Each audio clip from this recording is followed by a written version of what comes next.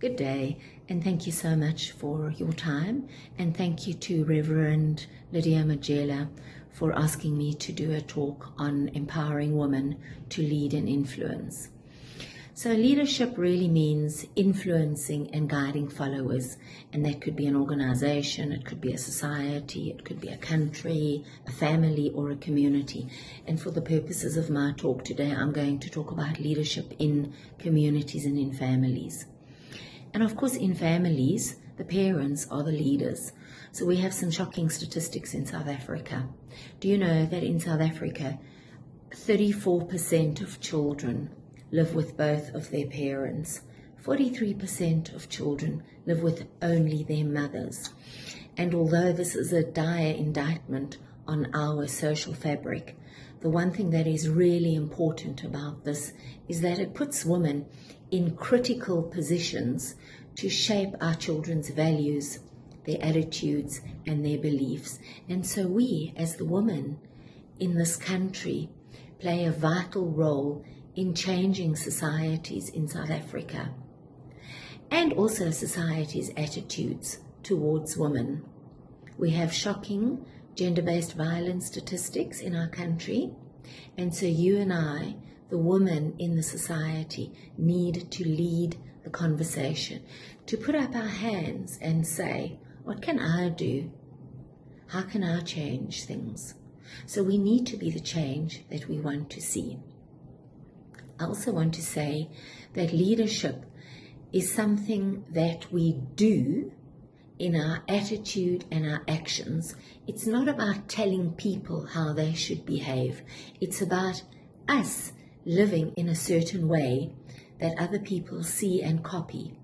So we, the women, need to lead by behaviors that the people around us see. In South Africa, we also live in a very patriarchal society, and this isn't going to change.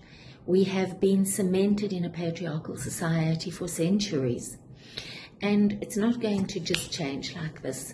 We, the women, need to assume responsibility for changing the status quo, and we will do that by being strong and authentic leaders. Strong leaders, strong women leaders, empower other women to lead.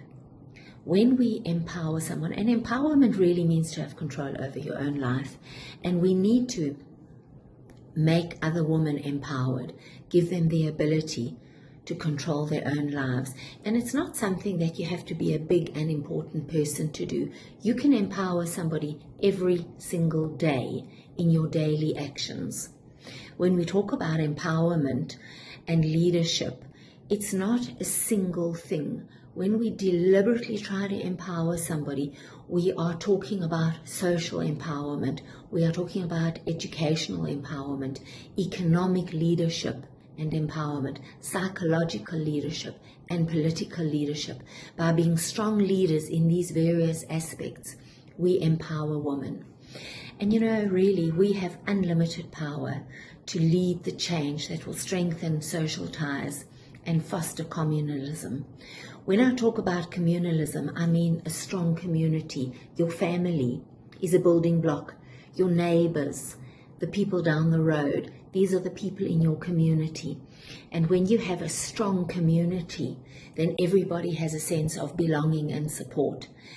It enhances individual mental well-being, and it makes everybody more accountable to everybody else. When you belong, you care about other people. And so the whole society is actually uplifted and empowered. So we have to empower societies and communities. And, if you think about a strong, empowered community or a strong, empowered society, you can think about the Women's Manano. It's a really good example of social empowerment where women have created a structure to uplift women and to empower them, not only psychologically, but also economically, which means financially. And as mothers, we can set the agenda for our families. And if you think that 43% of children are raised in a household where there is a mother only, just think of the unlimited power that you have, not only in your own house. When you bring your newborn baby home, when you talk to your newborn baby, that is educational empowerment. You are talking to your child, communicating with your child, teaching your child non-verbal and verbal cues. Your baby's watching you, looking at you, and you are becoming an important person in your baby's life, and you are teaching them the value of education. So educational empowerment and leadership doesn't happen when you pack your child's first lunchbox and send them off to school. It happens when you hold your baby in your arms, that you start empowering them and making them an important and integrated member of community. We as women have a very, very important role to play in our communities. And you know, in South Africa, we have such a fractured and broken society. And there is a saying that if you want to go fast, go alone. But if you want to go far, go together. And we in South Africa have a long way to go, and we need to go together. Have a lovely, lovely weekend. Thank you so much.